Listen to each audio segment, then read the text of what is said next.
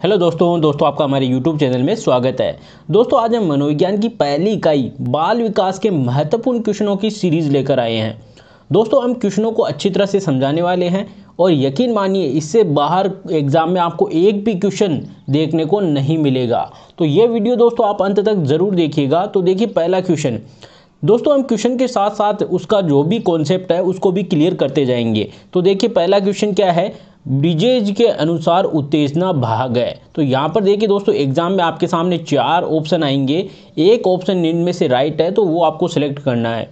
तो यहाँ पे देखिए सही इसका ऑप्शन क्या है उसको समझने से पहले आप इसको समझिए। दोस्तों जो संवेग होते हैं हमारे अंदर, मनुष्य के अंदर संवेग 14 होते हैं। कितने होते हैं? 14 संवेग होते हैं। और जो संवेग है दोस्तों, जैसे संवेग कहते किसे पहले उसको आप समझिए। आप जैसे अभी नॉर्मल स्टेट में हो, नॉर्मल कंडीशन में हो, अगर थोड़ा सा भी आपकी स्थिति में उतार चढ़ाव होता है ना तो उसको संवेग कहते हैं। आप समझिए कैसे, जैसे मान लीजिए आपको गुस्सा आ गया या फिर आप ज़्यादा ही खुश हो गए, ठीक है, या फिर आपको रोने लग गए, तो आपकी जो नॉर्मल स्थिति है उससे उतार चढ़ाव जो भी होता है ना उसको संवेग कहते हैं। सीधी भाषा में समझिए आप। अब संवेग जब बच्चा जन्म लेता है ना तो उसमें कोई संवेग नहीं होता। जैसे कोई छोटा बच्चा है, जन्म लिया है, उसके सामने अगर आप सांप को ले जाकर रख दो, सर्प को, तो वो डरेगा नहीं बच्चा, क्योंकि उसको पता ही नहीं है, उसके अंदर संवेग विकसित ही नहीं है। ऐसे नहीं वो डरेगा, उससे भागेगा, कहीं पे दूर चला जाएगा, तो ऐसा कुछ नहीं होगा। जब छोटा बच्चा रहता है तो उसमें सबसे पहले उत्तेजना उत्पन्न होती है संवेग के रूप में। उत्तेजना कैसे? जैसे उसको अगर भूख लगी तो वो रोना स्टार्ट कर देगा। भूख लगी तभी रोएगा दोस्तों, उसको जब माँ की आवश्यकता होगी या फिर कोई प्रॉब्लम होगी उसको, तभी वो रोएगा। तो उसमें सबसे पहले जो संवेग पैदा होगा ना वो उत्तेजना के रूप में होगा। ठीक है दोस्तों। वैसे देखिए दोस्तों संवेग से संबंधित होती है मूल प्रवृत्ति। संवेग मनुष्य के अंदर 14 होते हैं और उसी तरह दोस्तों मूल प्रवृत्ति होती है 14। अब एक उदाहरण से आप इसको समझ लीजिए, एक ही उदाहरण लेंगे। वैसे हम 14 संवेगों को अच्छी तरह से नहीं समझाएंगे, जब टॉपिक आएगा तब देखेंगे। तो देखिए मान लीजिए दोस्तों किसी के अंदर भय, जो सबसे ज़्यादा पाया जाने वाला संवेग होता है भय, मतलब डर।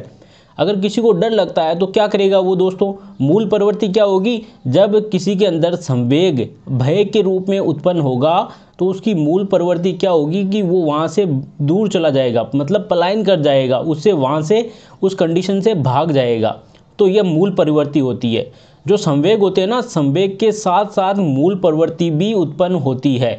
जैसे मान लीजिए एक एग्जाम्पल देखिए, आपके सामने मान लीजिए एक शेर आ गया, लोयन आ गया, तो आपको क्या उत्पन्न होगा? आपके संवेग कौन सा उत्पन्न होगा? भय। भय वाला संवेग उत्पन्न हो गया। अब देखिए संवेग उत्पन्न हो गया। अब इंसान की मूल प्रवृत्ति क्या होती है कि जब उसको डर लगेगा, शेर सामने आ जाएगा, तो क्या करेगा? शेर से लड़ेगा नहीं, वो भाग जाएगा, वहाँ से पलायन कर जाएगा। तो पलायन यहाँ पे क्या हो गई दोस्तों? मूल प्रवृत्ति। तो संवेग के साथ साथ में मूल प्रवृत्ति भी चलती है। अब दोस्तों इसको आप समझिए। तो सबसे पहले जो छोटा बच्चा रहता है, जन्म लेता है, तो बताइए उसके अंदर उत्तेजना के रूप में क्या रहता है? संवेग। तो यहाँ पे पहला ऑप्शन यहाँ पे राइट हो जाएगा। अब दोस्तों आपको जो ये पहला क्वेश्चन है अच्छी तरह से समझ में आ गया होगा।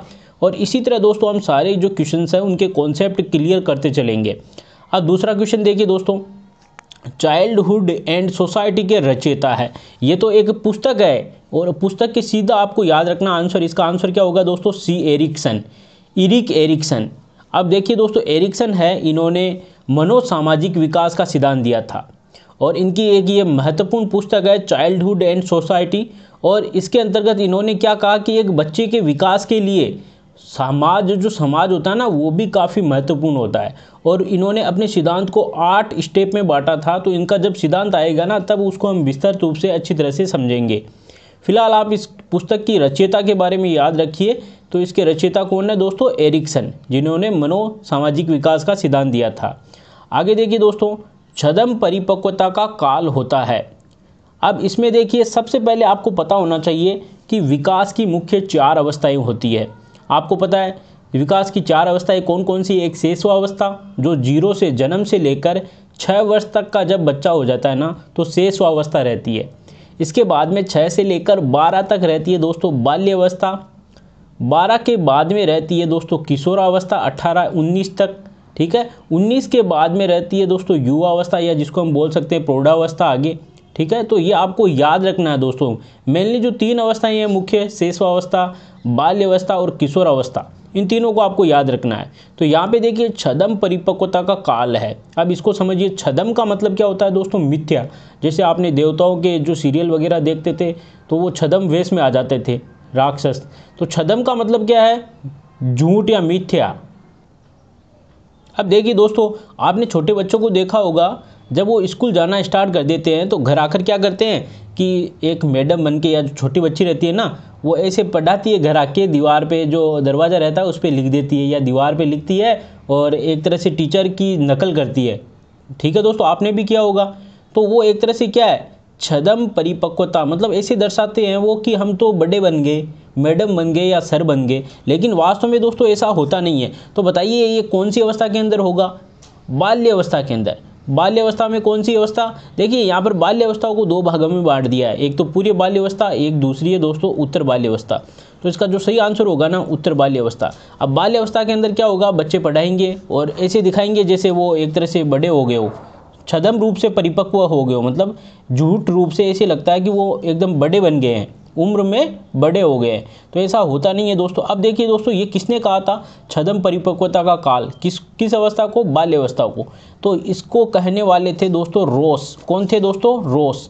तो ये भी आपको साथ साथ में याद रखना। अब कैसे याद रखोगे दोस्तों, कोई झूठ होगा तो क्या होगा, हमें रीस आएगी ना, जैसे क्रोध को हम बोलते हैं रीस आना, मुझे रीस आ गई। तो रोज से याद रखना भाई, छद्म करोगे, किसी के साथ छल करोगे तो क्या आएगी, रीस। तो रोज से याद रख लेना दोस्तों इसको। ठीक है, आगे देखिए चौथा क्वेश्चन, निम्न में से कौन सी अवधि एज ऑफ प्यूबर्टी कहलाती है। तो एज ऑफ प्यूबर्टी कौन सी अवस्था होती है दोस्तों, जब बच्चा किशोर अवस्था के अंदर चला जाता है।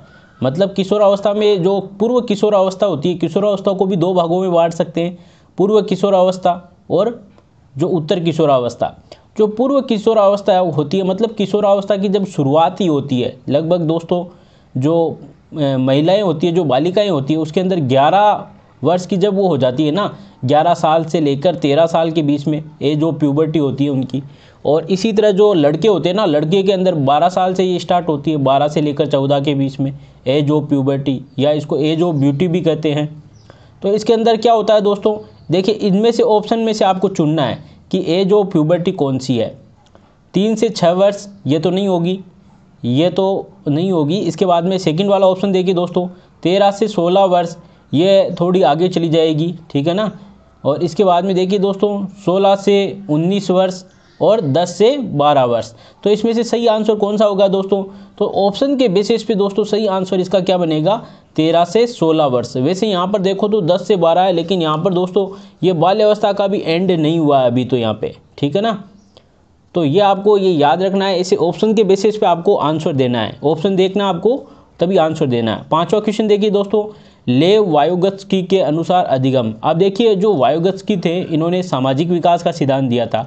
इन्होंने कहा था कि जी जो बच्चा होता है, बच्चे का सर्वाधिक विकास समाज में होता है। मतलब एक खेल का जो मैदान होता है ना, उसमें सर्वाधिक विकास बच्चे का होता है, ये लेव वायोगत्स्की ने कहा था, ठीक है। तो इसका जो आंसर क्या आएगा दोस्तों कि लेव वायोगत्स्की, मतलब ये समाज से संबंधित है। तो यहाँ पे ऑप्शन के अंदर समाज से कौन सा ऑप्शन संबंधित है, तो सामाजिक गतिविधि। यहाँ पर दोस्तों बाकी के सारे ऑप्शन में आपको नहीं उलझना है, जो काम के होंगे ना वो हम आपको साथ में बताते रहेंगे, ठीक है। तो आपको सीधा ऑप्शन पकड़ना है कि वायोगत्स्की किससे रिलेटेड है, सामाजिक गतिविधि से, ठीक है। अब देखिए छठा क्वेश्चन, मनोविश्लेषणवाद सिद्धांत का प्रतिपादन किसने किया। अब देखिए इसको समझिए आप, मनोविश्लेषणवाद का सिद्धांत प्रतिपादन किसने किया। तो इसका सीधा आंसर है दोस्तों, आपको सीधा आंसर याद रखना है, सिगमंड फ्राइड ने। जो सिगमंड फ्राइड थे, इन्होंने मन को, जो हमारा मन होता है ना, उसको 3 भागों में बांटा। इन्होंने कहा एक अचेतन मन होता है, चेतन मन होता है और अर्धचेतन मन होता है। मतलब हमारे मन के 3 भाग होते हैं। अब इसको भी दोस्तों हम विस्तृत रूप से समझेंगे आगे, जब इसका टॉपिक आएगा ना तब इसको हम अच्छी तरह से समझने वाले हैं, क्योंकि अभी हम इसको बताएंगे ना तो ये अपना टॉपिक काफ़ी लेंथी बन जाएगा, ठीक है। आगे देखिए दोस्तों 7वां क्वेश्चन, मनोविज्ञान के जनक है। इसमें से आपको मनोविज्ञान के जनक देखने हैं, तो इसमें सही जनक कौन से है दोस्तों, अरस्तु। अब देखिए इसको थोड़ा समझ लीजिए दोस्तों, 16वीं जो सदी थी ना, तब तक मनोविज्ञान को आत्मा के विज्ञान के रूप में जाना जाता था। जो मनोविज्ञान थी वो एक दर्शन शास्त्र, एक फिलोसॉफी, पहले एक विषय हुआ करता था, उसका भाग हुआ करती थी मनोविज्ञान। और उस समय दोस्तों अरस्तु ने सबसे पहले मनोविज्ञान को आत्मा के विज्ञान के रूप में कहा। तो सबसे पहले मनोविज्ञान को उत्पन्न करने वाले, एक तरह से हम कहें तो मनोविज्ञान के आदि जनक कौन थे दोस्तों? अरस्तु। इसके बाद में दोस्तों विलियम जेम्स है ना, ये इन्होंने कहा था मनोविज्ञान को चेतना का विज्ञान, ठीक है, चेतना का विज्ञान। तो आधुनिक रूप से मनोविज्ञान के जो जनक है विलियम जेम्स कहलाते हैं, और अमेरिका के अंदर दोस्तों इनको मनोविज्ञान के जनक कहते हैं, विलियम जेम्स को, ठीक है ना। और स्टैनली हॉल, इन्हें दोस्तों बाल विकास के जनक कहा जाता है, बाल विकास के। और मैकडूगल है दोस्तों, ये एक व्यवहारवादी है, इन्होंने प्रेरकीय संप्रदाय दिया था दोस्तों। इनके भी जो अलग टॉपिक आएगा ना तब हम इनको देखेंगे। अब आगे देखिए दोस्तों क्वेश्चन नंबर 8, गर्भावस्था की अवधि है, जो एक गर्भावस्था की अवधि कितने दिन की होती है या कितने सप्ताह की होती है? तो दोस्तों अगर सप्ताह के अंदर आपको पूछ लेना तो इसका सही आंसर देखिए कौन सा होगा, इसमें पहला जो सही आंसर होगा इसका, और इसके अंदर दोस्तों पहला ही होगा, ये आपको पता ही है, इसके अंदर ये वाला।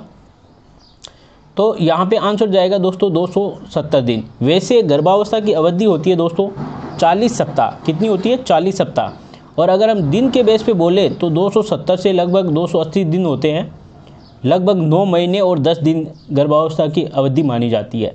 अब गर्भावस्था की सबसे कम अवधि कितनी होती है दोस्तों? तो 180 दिन तक हो सकती है सबसे कम अवधि, और ज़्यादा से ज़्यादा अवधि है वो 330 दिन हो सकती है। तो ये दोस्तों आपको याद रखना है। एक ही क्वेश्चन के अंदर दोस्तों हमने 3-4 क्वेश्चन ले लिए हैं, ये आपको याद रखना है। अब देखिए 9वां क्वेश्चन, अपीली काल की अवस्था है। अब देखिए ये अपीली काल कौन सी अवस्था को कहा जाता है दोस्तों? जो शेषवा अवस्था रहती है ना, जब बच्चा छोटा रहता है, जन्म से लेकर 6 साल तक, तो बच्चे को काफ़ी रिस्क रहता है। मतलब बच्चे ऐसे ऐसे काम करता है कि उसको पता ही नहीं रहता कि इसके अंदर मेरी जान को खतरा है, ठीक है ना। जैसे आपने कोई कुआं बावड़ी खुला छोड़ दिया, या बोरवेल के अंदर आप घटनाएं जो पढ़ते हो, तो छोटे बच्चे उसके अंदर जाके उलझते हैं या फंसते हैं। बड़े बच्चों को नहीं देखा होगा आपने, क्योंकि वो समझदार नहीं होते। मतलब एक तरह से दोस्तों ये क्या होता है, जो शेषवावस्था है ना, वो एक खतरनाक काल होता है। खतरनाक को दोस्तों अपीली काल भी कहते हैं, अपीली काल, ठीक है ना। तो ये शेषवावस्था को कहते हैं अपीली काल। अब आपको दोस्तों याद रखना है, खतरनाक काल या अपीली काल कौन सी अवस्था को कहते हैं दोस्तों? यहाँ पे शेषवावस्था को। अब देखिए अपीली काल कौन से जो मनोवैज्ञानिक थे उन्होंने अपीली काल का शेषवावस्था को, तो इसको भी आपको याद रखना है दोस्तों। हरलोक जो महोदय थे, हरलोक मनोवैज्ञानिक, इन्होंने कहा था कि जो शेषवावस्था है वो एक खतरनाक काल या अपीली काल है। अब कैसे याद रखोगे? तो देखिए दोस्तों, अपील की थी कि अपने बच्चों की जान को लो कर दो, कि क्योंकि ये खतरनाक काल है, इसलिए अपील की थी। किसने की थी? जॉन लॉक ने, कि जान को लो कर दो बच्चे की। अपने अपने जो भी छोटे बच्चे हैं ना, उनकी जान को अगर बचाना चाहते हो तो उनको लो कर दो। ये अपीली काल है, ठीक है। आप अपने तरीके से कैसे भी याद रख सकते हो। आगे देखिए दोस्तों 10वां क्वेश्चन दोस्तों, जीवन का अनोखा काल है। तो जीवन का एक अनोखा काल कौन सा है यहाँ पे? तो बाल्य अवस्था होती है ना, यहाँ पे चौथा ऑप्शन राइट रहेगा। बाल्य अवस्था जीवन का अनोखा काल होती है। अब इसमें देखिए आपको कैसे याद रखना है कि ये किसने बोला था अनोखा काल? तो कोल एंड ब्रूस, एक मनोवैज्ञानिक थे, Cole and Bruce, Cole and Bruce. और इन्होंने सबसे पहले क्या बोला था? सबसे पहले जो बाल्य अवस्था है इसको जीवन का अनोखा काल बोला था। तो देखिए दोस्तों आपको कैसे याद रखना है, जो कोलगेट है और जो ब्रूस होता है ना, जो आप मंजन करते हो, ब्रश करते हो, इनका एक अनोखा संबंध होता है। कोलगेट और ब्रूस का एक अनोखा संबंध होता है। और कोलगेट कब करता है? जब बच्चा बाल्य अवस्था में हो जाता है, जब उसके दांत पूरे आ जाएंगे तभी तो करेगा ना। तो ये आपको याद रखना है। तो ये दोस्तों 10 महत्वपूर्ण क्वेश्चन थे। ये दोस्तों पहला पार्ट है। आगे भी हम जो बाल विकास जो प्रथम इकाई है उसके बहुत सारे वीडियोज़, बहुत सारे इंपॉर्टेंट क्वेश्चन लेकर आने वाले हैं। तो अगर दोस्तों आपने हमारे वीडियोस पुराने नहीं देखे हैं तो आप हमारी प्लेलिस्ट में जाकर मनोविज्ञान के सारे वीडियोस देख सकते हो। और यकीन मानिए दोस्तों एग्जाम में इन क्वेश्चन से बाहर कुछ भी नहीं आने वाला। आगे दोस्तों हम नेक्स्ट वीडियो आगे अपलोड करने जा रहे हैं। तो दोस्तों अब तक आपने हमारा चैनल सब्सक्राइब नहीं किया है तो इसे सब्सक्राइब कर लीजिए, लाइक ज़रूर करिए, अपने दोस्तों के बीच में शेयर करिए। धन्यवाद दोस्तों।